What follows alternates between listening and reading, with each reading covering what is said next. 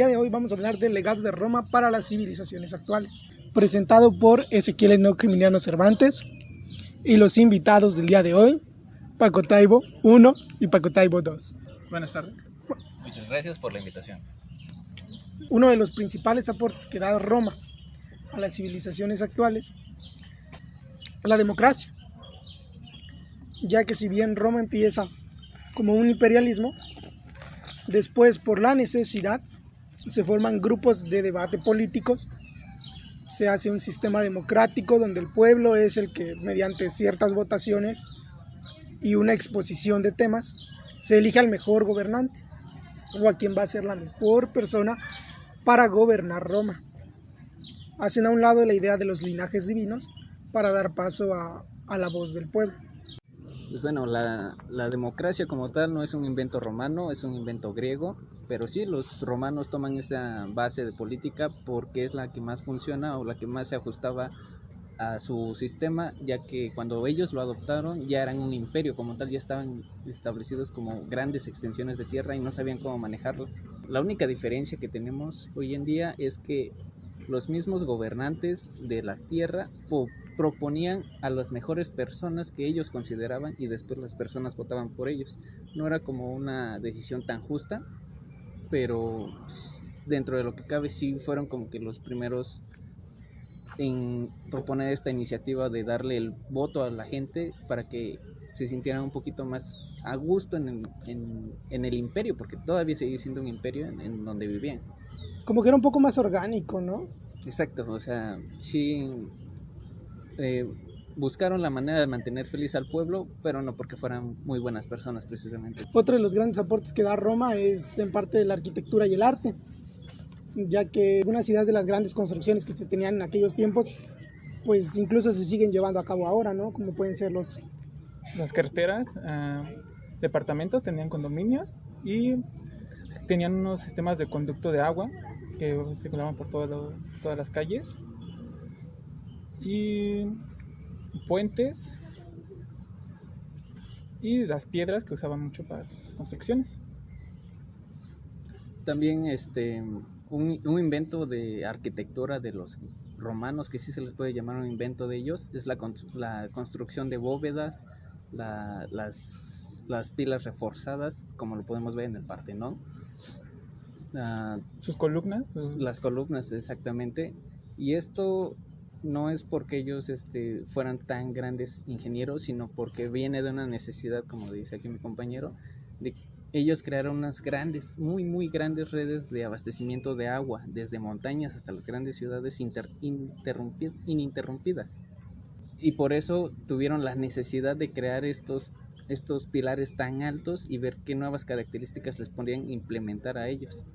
No solo, como decía aquí, no solo hicieron sistemas de agua o carreteras, sino que hicieron un plan para mantener y conservar esas carreteras. O sea, no solamente las inventaron el mantenimiento periódico de estas carreteras, porque las carreteras para ellos era de vital importancia, ya que mediante ellas llegaban los suministros de una forma más rápida, porque estamos hablando de un imperio que... El comercio, muy importante. El comercio.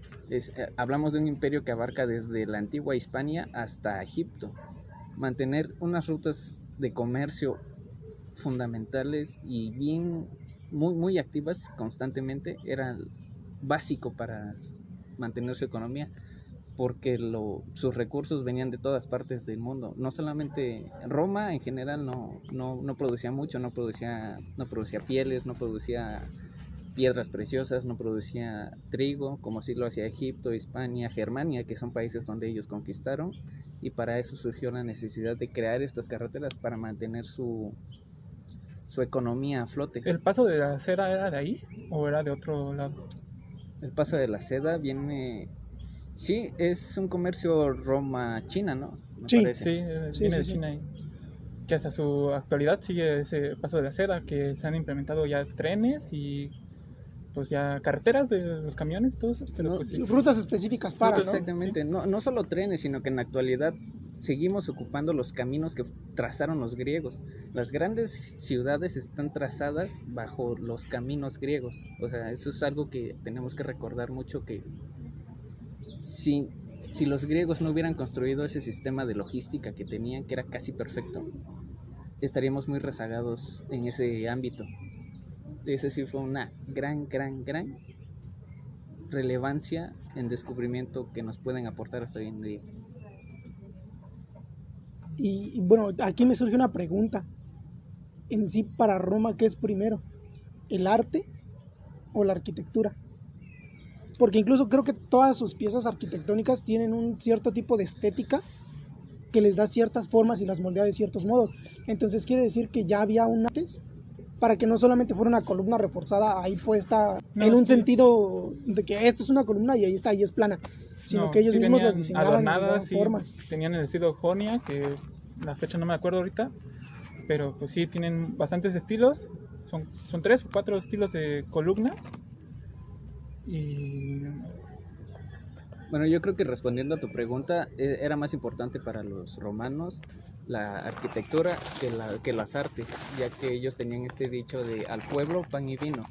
¿Qué quiere decir esto? Que las artes no la veían como una manera de representarte a ti, sino una manera de cómo mantener feliz al pueblo para que no se rebelara, ya que estamos hablando de un gran imperio, vasto imperio que necesita servicios básicos para que no se rebelen ante el imperio. Tenían su diversión, tenían el Coliseo, que es muy famoso, el de Roma, donde tenían a sus esclavos, a sus gladiadores. Y pues era un circo en ese tiempo, creo que así se le llamaba el circo. Sí.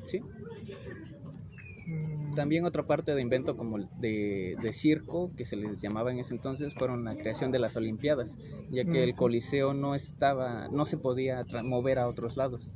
Lo que sí se podía mover eran estos grandes atletas que demostraban sus capacidades en diferentes ciudades. A eso se referían un poquito como circo. Y entre todo esto, Roma avanza por ejemplo, lo que decíamos, ¿no? El Coliseo, donde habían esclavos y gladiadores. ¿En qué punto dejan de ser cosas o personas que van a estar en una arena divirtiendo a un pueblo a formarse como soldados? Porque también hay que recordar que Roma implementa como tal la estructura ya básica de un ejército, de una formación militar para la estrategia, la conquista, la búsqueda, los saqueos, todo ese tipo de cosas. Roma ya lo termina de estructurar de una manera completa, porque si bien los griegos antes de ellos, los fenicios, todos ellos tenían ideas militares, Roma es el primero que llega a implementarlas de manera concreta. Es el primero que llega a poner planes militares de verdad sobre la mesa, una estrategia militar real, que si bien los persas la tuvieron en algún momento, Roma la mejora, la modifica y la toma como parte del Estado para servir al pueblo, no simplemente como parte del reino para servir al reino, sino parte del Estado para servir al Estado. Es muy importante eso que dices, que Roma ya implementa eso como una base. Es cierto que el ejército servía para expandir el imperio, que se veía muy amenazado, pero el ejército no solo era para invadir o para conquistar, sino también el mismo ejército eran los que construían estos caminos, eran los que construían estos acueductos, eran básicamente... ¿Qué tipo de guardia nacional es esa? Exactamente, era la Guardia Nacional era con su Guardia Nacional. Sí, y yo creo que ese era el gran incentivo para mantenerse en el ejército, ya que siempre tenías un trabajo seguro, no necesitabas hacer nada más que depender de tus habilidades, de tu cuerpo, como lo hacían los gladiadores, solo que ellos eran esclavos, no tenían ese derecho. No podían escoger. No podían escoger, a menos que se lo ganaran. ¿Cómo se lo ganaban? Luchando y derrotando a grandes gladiadores también. Pero el ejército como tal sí sirvió demasiado para los romanos, pero no solo para conquistar o para tener nuevas tierras, sino para mantener sus tierras y para mejorar su infraestructura interna. Creo que Roma es como tal el primero en implementar la paga de un impuesto, porque antes de eso era como más como una ofrenda, un sacrificio, una dádiva hacia los reyes, o sí, hacia los monarcas por protegerlos, por estar ahí, por existir, por ser reyes, por ser quienes son, por ser guapos. Bueno, guapos. Depende. Depende, porque si vemos las pinturas, vemos uno que otro deforme. Así que... Pero o sea, el punto está en que ya no lo toman como una ofrenda, como un algo que te tengo que dar porque eres mi monarca, sino lo tomo como un impuesto que tienes que pagar por vivir en mis tierras. Es una obligación de pago por el servicio de protección que te dan. Yo creo que cambiaron este sistema del diezmo a un impuesto, ya que el diezmo tenía que ser netamente en especie. Pero el diezmo es religioso, ¿no? Tomando el diezmo como una ofrenda que tenían que pagar todos los habitantes de un pueblo, de una cultura, de un imperio, hacia su gobernante. Eso yo lo tomo como diezmo. ¿Por qué? Porque es legalmente para ellos tenías que pagar la 10ª parte de tu producción, de tu granja, de lo que tuvieras. Por eso básicamente un diezmo, el 10% de lo que tú produzcas se lo pagas al Estado, no a la iglesia. Si la iglesia lo implementó después, es otro tema, pero el concepto de pagar un diezmo nace muchísimo antes de que nazca este concepto de cristianismo como lo tenemos hoy en día, o como lo tenemos más arraigado a ese concepto de diezmo. Y ocupaban estos impuestos para pagarle mismamente a su ejército, porque ellos no tenían aliados. Los romanos no tenían aliados. Eso es un punto muy importante a defender, de que los romanos necesitaban demasiadas cantidades de dinero para pagar a su mismo imperio. ¿Me estás diciendo que Roma inventó el SAT? Si no lo inventó, lo nacionalizó, por así decirlo. ¿Qué clase de SAT era eso? Uno que daba mucho miedo, porque si no lo pagabas te convertías en gladiador. Ese era el gran temor de no pagar un diezmo. Sí, te convertías en esclavo de Roma, ¿no? Si estaba básicamente fuerte. Ya eres un esclavo de Roma, solamente que medianamente si ya no libre. podías pagar tu cuota, si ya no podías pagar renta de piso, como lo hacen los narcos ahorita, pues básicamente te convertías en un esclavo que solamente tenía una función en esta sociedad, que era entretener al pueblo, porque ya no podías producir, ya no eras parte del pueblo, eras un ciudadano de segunda, como ellos los trataban. Prueba de esto es Marco Craso. Él fue un gran estratega militar romano, solo que en sus inicios de general, como todos, lo trataban como una persona de segunda clase. ¿Por qué? Por sus inicios fueron demasiado humildes. Era una clase de racismo interno dado a tu nivel socioeconómico, que si no les parece que haya cambiado, pues no es culpa de nadie más que de nosotros mismos. Te categorizaban como un ciudadano de segunda clase, a pesar de que fueras capaz de dar más que un ciudadano común, y eso crea un resentimiento demasiado fuerte hacia tu propia sociedad. Prueba de esto es este personaje que les digo, que terminó convirtiéndose en emperador y fue uno de los más crueles y brutales hacia sus mismos iguales, por así decirlo, que eran los generales, por el cómo lo trataron antes de que él se convirtiera en la gran persona que era. También creo que uno de los grandes motivos por el que se desintegró este imperio llamado Roma, se debe mucho a eso, a las injusticias internas que tenían las sociedades, que las podemos ver reflejadas hasta el día de hoy. Igual yo creo que otro de los temas o legados que nos deja Roma, pues termina siendo el sistema de escritura, ¿no? Claro que porque sí. Porque hay que entender que antes de Roma se tenían ciertos modos de escritura donde algunas letras o algunos símbolos del sistema de escritura no eran como tal algo que tuviera una fonética, algo que tuviera un sonido, algo que pudiera representarse con palabras, sino era algo más que se podía representar a través de una figura y que todo el mundo lo veía y lo entendía.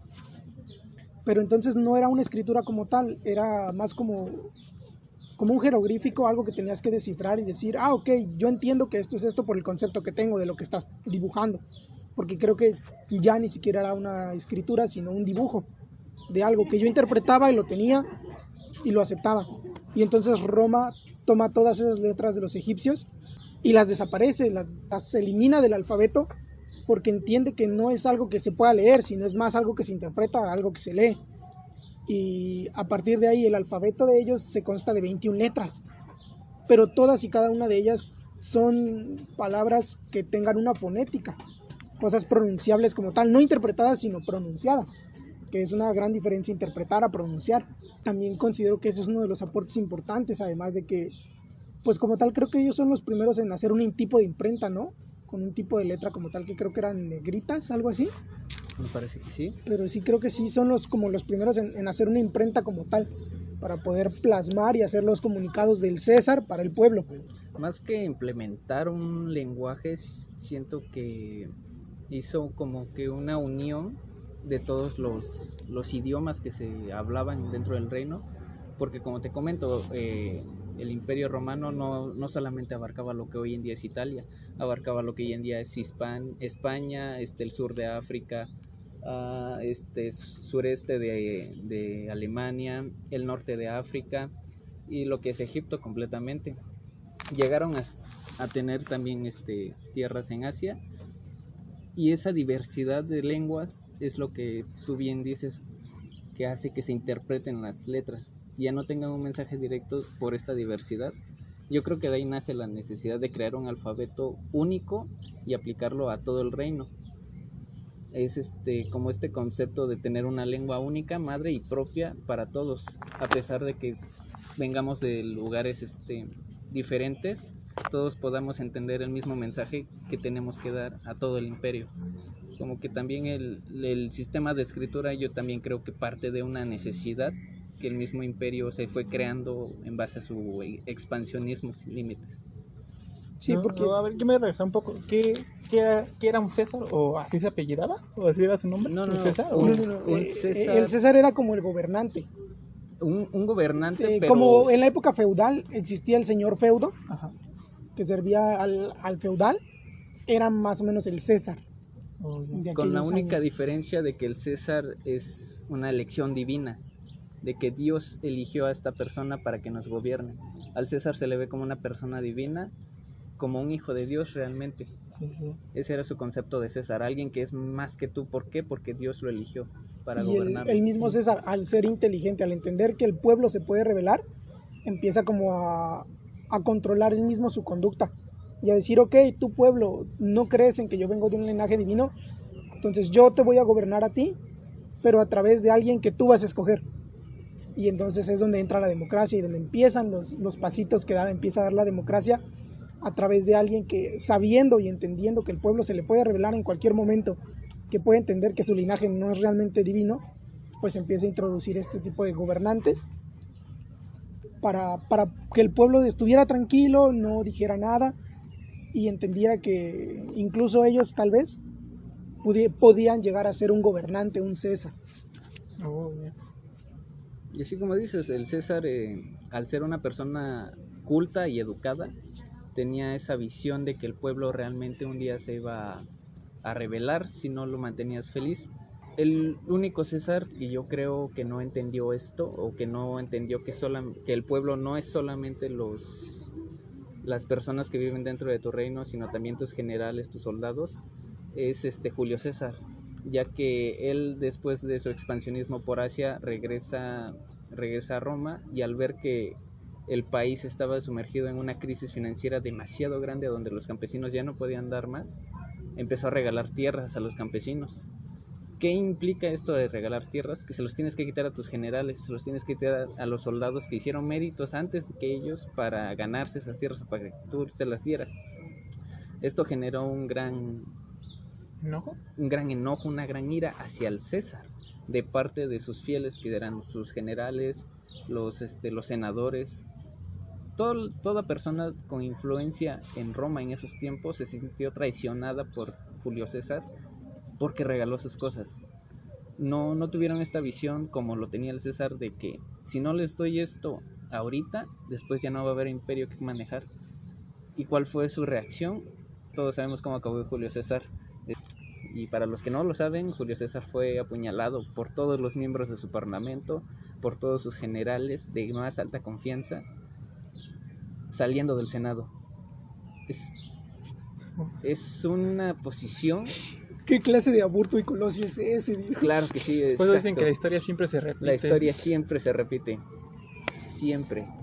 Y pues es como que la gran incógnita de qué es lo que debe ser un gran César.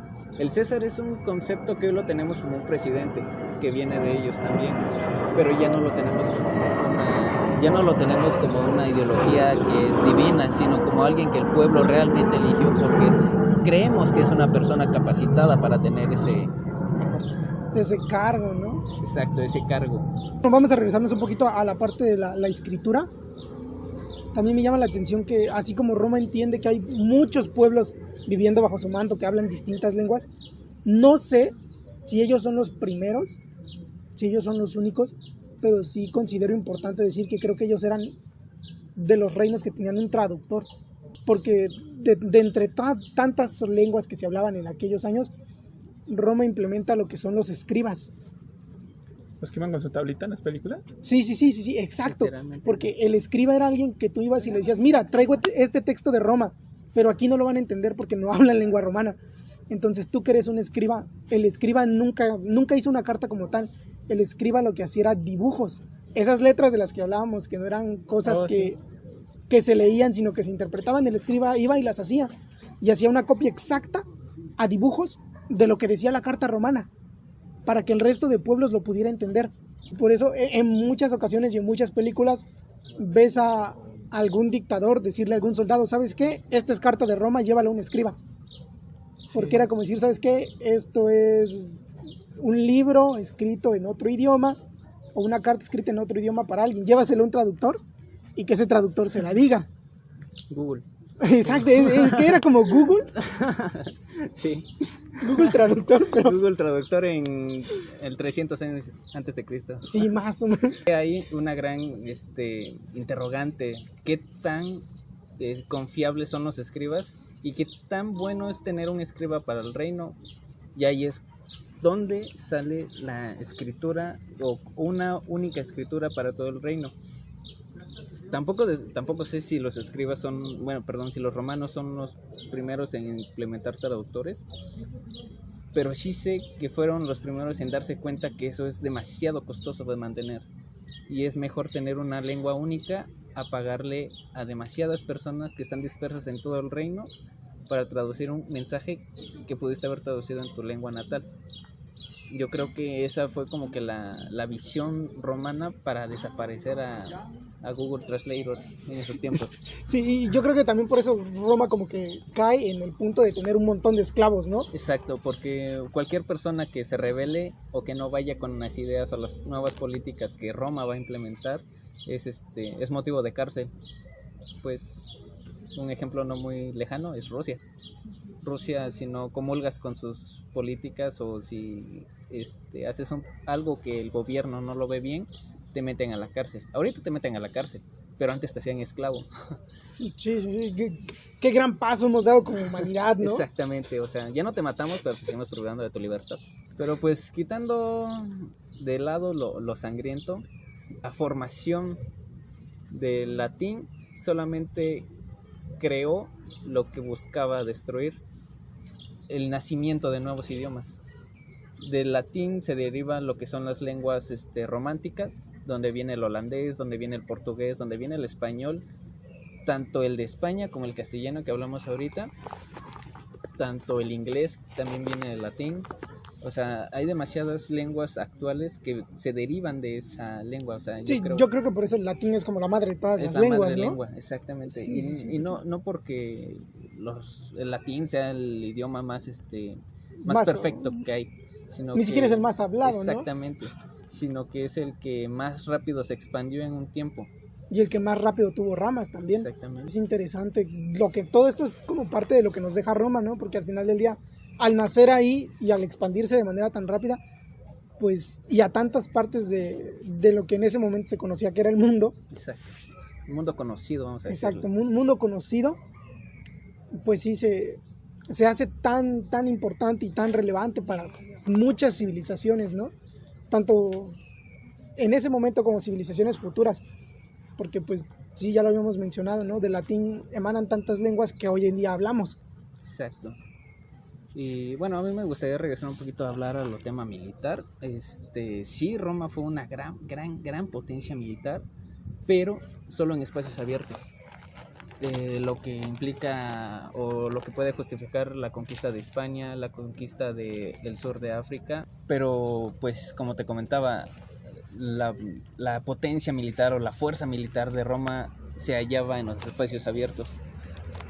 Una de las batallas más dolorosas para el Imperio Romano fue justamente contra los bárbaros germánicos, donde perdieron 2 legiones enteras, que es perder 2 águilas de legiones.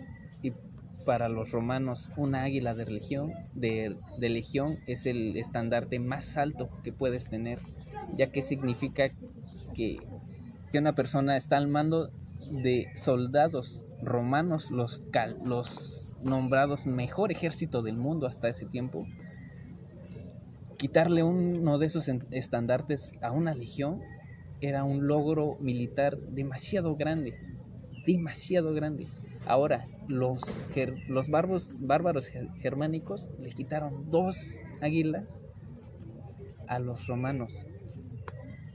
Tal fue la humillación de los romanos que jamás volvieron a atacar al Imperio Germánico. Tan fuerte fue esa derrota que ya jamás intentaron buscar colonizar ese país. ¿Por qué? Por el miedo que les daba pelear en bosques. Quitarte 2 legiones fue la gota que derramó el vaso. Los bárbaros germánicos vivían en unas condiciones demasiado precarias.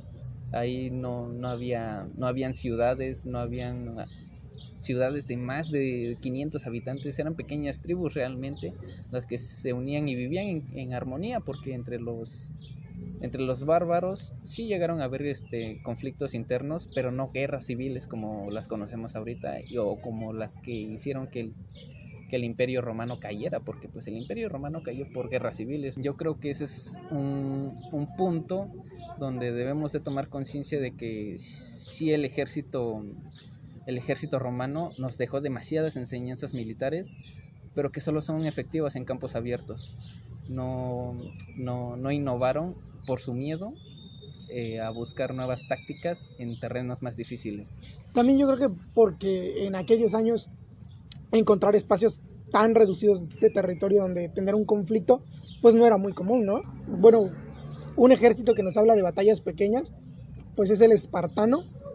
También podemos hablar de que al ser un territorio tan poco conocido o tan poco poblado, pues no podías como que dimensionar dónde sí iba a haber un espacio abierto, dónde no iba a haber un espacio abierto. Entonces también como que sí nos deja esa enseñanza, ¿no? Sí, yo creo que la enseñanza que nos deja esta derrota romana ante los bárbaros es de que a veces las grandes comodidades que ellos tenían fue el gran impedimento para que tuvieran esa innovación en batalla. No, a veces la comodidad te quita las oportunidades de innovar y perfeccionar tu sistema que estás practicando, porque queramos o no, los militares y toda la rama militar de Roma era un sistema de entrada para mantener a las ciudades funcionales, pero también para mantener a las ciudades con miedo y que no se rebelaran ante el César, porque como lo vemos, el miedo es el detonante que hace que los romanos ya no avancen. En el momento en que un romano sentía miedo, perdía sus batallas. Esa era como la ideología de los romanos. No tener miedo, porque cuando tienes miedo dejas de ser valiente y dejas de innovar, dejas de pensar. ¿Por qué? Porque ya estás en el miedo. Yo creo que eso fue también como que un gran impedimento para los romanos, abrazar ese miedo, ¿no? De decir, está bien, vamos a perder batallas a veces, pero vamos a aprender y vamos a perfeccionar. Yo creo que ellos aquí dijeron, bueno, esto ya no nos sale, hasta aquí llegamos nosotros, ya no inventamos. Probablemente porque en aquellos años, entre más territorio tenías, más poderoso esa.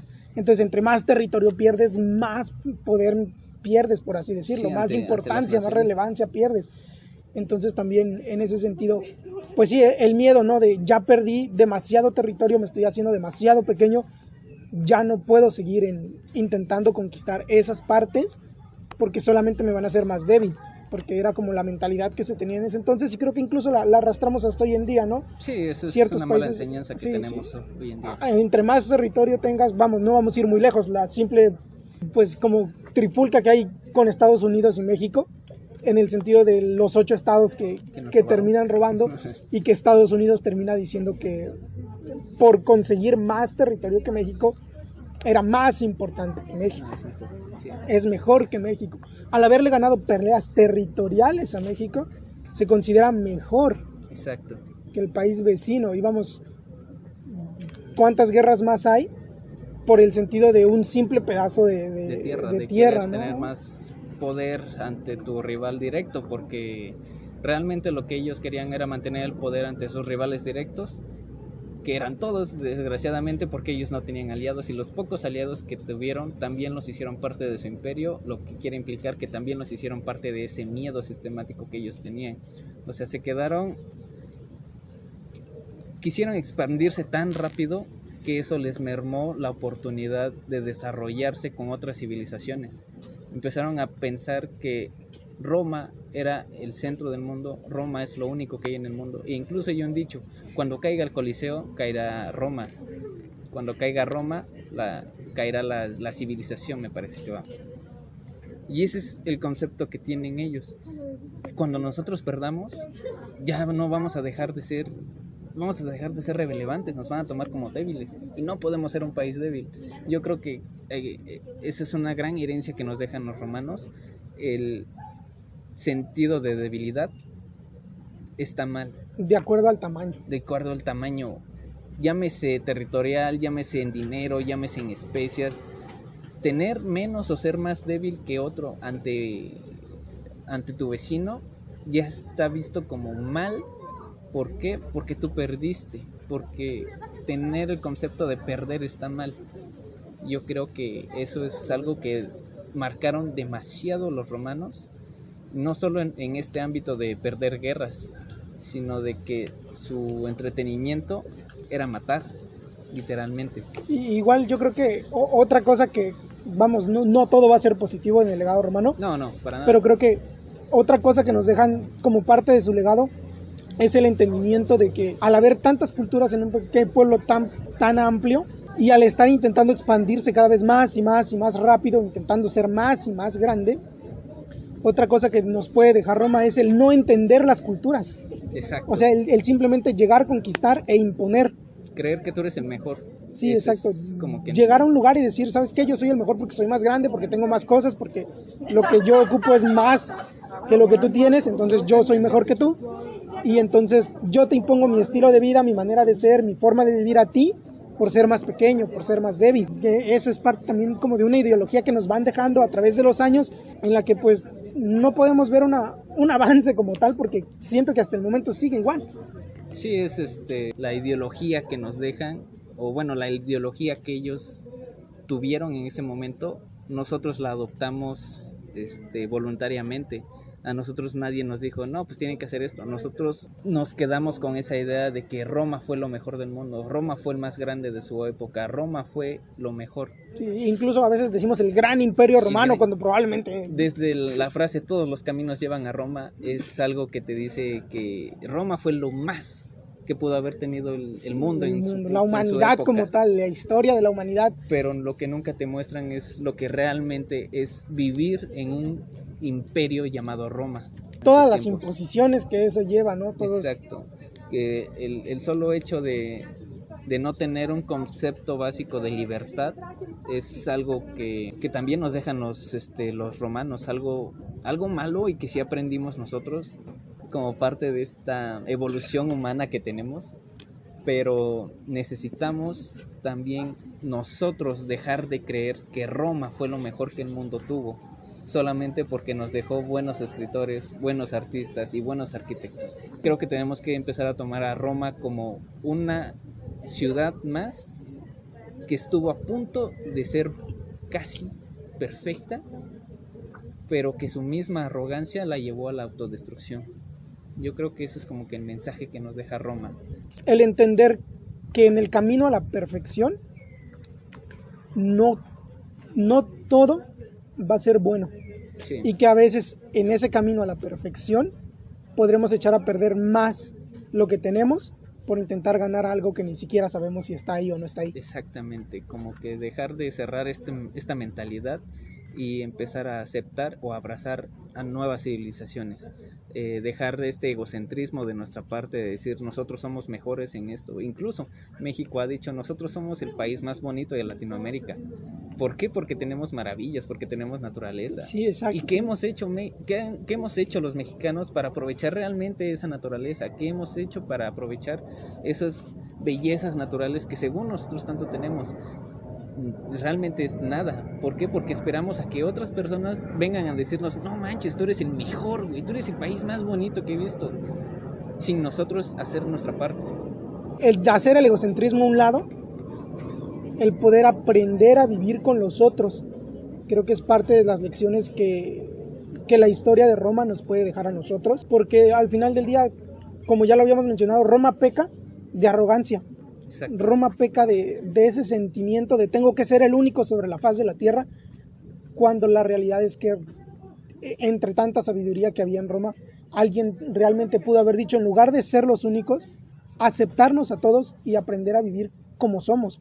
Somos un conjunto de variedades, porque yo creo que hoy en día ningún país se puede llamar un país puro, ni Estados Unidos, ni México, sobre todo de este lado, ¿no? Por tanta colonización, yo creo que no podemos llamarnos un país puro en raíces. El concepto de América Latina ni siquiera es real, o sea, es un invento que nace de Europa, que nace, sí, después de los romanos, pero es un invento que nace de esa trascendencia, de esa ideología que dejan los romanos en Europa para venir a conquistarnos y ponernos un título a nosotros. Sí, exacto, entonces, más que imponernos sobre los demás, lo que deberíamos aprender es a aceptarnos y no regresar a la historia romana y pecar de la arrogancia y querer decir que somos el único pueblo, el mejor, el más puro, porque nos vamos a pegar con la pared con la que Roma se pegó hace tantos años. Sí, y pues la prueba más grande o la más trascendental que tenemos de que Roma era un pueblo netamente cerrado de mente y de mentalidad es esta figura histórica que tenemos, que se llama Jesucristo. O dudo que se haya llamado así en Roma, pero así lo tenemos conceptualizado como nosotros. Y es esta persona la que se cuestionaba realmente a su propia iglesia. Él era un rebelde en su tiempo, cuestionando su propia religión y tratando de cambiarla para bien, porque en sus entonces si ahorita hay un machismo muy arraigado, antes de Jesucristo hubo una masividad de abuso del hombre hacia la mujer. Claro, haciendo a un lado Esparta, sí, toda la razón del mundo. Exacto. Y de ahí nace como que esta cerradez de mente de los romanos, de decir, no, ¿cómo es posible que yo tenga que amar a todos los demás si ellos no hacen nada por mí? O sea, como que ellos no aceptaron ese nuevo concepto de libertad, y ¿qué hicieron con él? Lo mataron. La solución para Roma, cuando hay algo que no le parecía o que iba en contra de sus ideas, siempre fue matar al mensajero. Y ese es el pecado más grande que pudo haber tenido Roma. Negar a su cultura a nuevas culturas. Sí, negarse a compartir, porque creo que al final del día eso es lo que se niega, ¿no? Sí. A compartir lo que tiene para tener más. Exacto. Entonces sí es pues como que es la lección del día, o que podríamos decir que es lo que nos deja Roma, el aprender a compartir más que el aprender a tener. Y no pensar que los romanos no hicieron nada más o nada bueno, pero en este concepto de aprender a compartir nuestras culturas, créanme que va a haber un desarrollo muchísimo más rápido que el que tuvieron los romanos o que tuvo cualquier civilización del mundo. Si nos apoyamos entre nosotros, vamos a tener ese desarrollo incrementado. ¿Por qué? Porque hay nuevas visiones de cómo ver el mismo problema. Y el cerrar tu cultura a nuevas culturas es un proceso para matar el desarrollo humano. Sí, porque incluso, vamos, si Roma no se hubiera cerrado a ser lo único que existe en el mundo y se hubiera ampliado sus horizontes a todo lo que estaba conquistando y a entender todas las culturas que tenía en ese momento, Pudo haber prosperado otros Sí, 1000 pudo años. haber sido Roma más grande de lo que fue en su momento, ¿no? Sí, o sea, Roma, al entender y al compartir y al saber todo lo que conllevaba las culturas que estaban conquistando, pudo haber sido más grande todavía. sí, o sea, Roma tenía todas las condiciones a favor para convertirse en un país como lo es hoy la Unión Soviética, que es el país más grande del mundo. ¿Por qué? Porque ellos aceptaron tanto a los europeos como a su población asiática, como a su población medio oriental. O sea, siempre hubo esa conexión entre ellos de que tal vez no seamos del mismo pueblo, pero vivimos en la misma zona y tenemos los mismos problemas, así que hay que ayudarnos entre nosotros, y eso es lo que creó el nacimiento de la antes llamada Unión Soviética, hoy llamada Rusia. Yo creo que ese es el camino que debió de haber seguido Roma para poder seguir con su legado hasta hoy en día incluso. Es todo lo que tengo que decir por el día de hoy. Creo que eso ha sido todo por nuestra parte. Agradecer nuevamente a Francisco Taibo I y a Francisco Taibo II por su presencia aquí, De nada, de nada. por el tiempo que nos dieron para exponer el legado de Roma a través de los años. Y pues que se lleven este mensaje de que no todos los legados que nos dejan los países son bonitos. Hay mucha sangre detrás de nuestra historia. ¿Algo más que agregar, Francisco Taibo I? No, sería todo por parte y nos vemos. Adiós. Eso es todo, muchas gracias.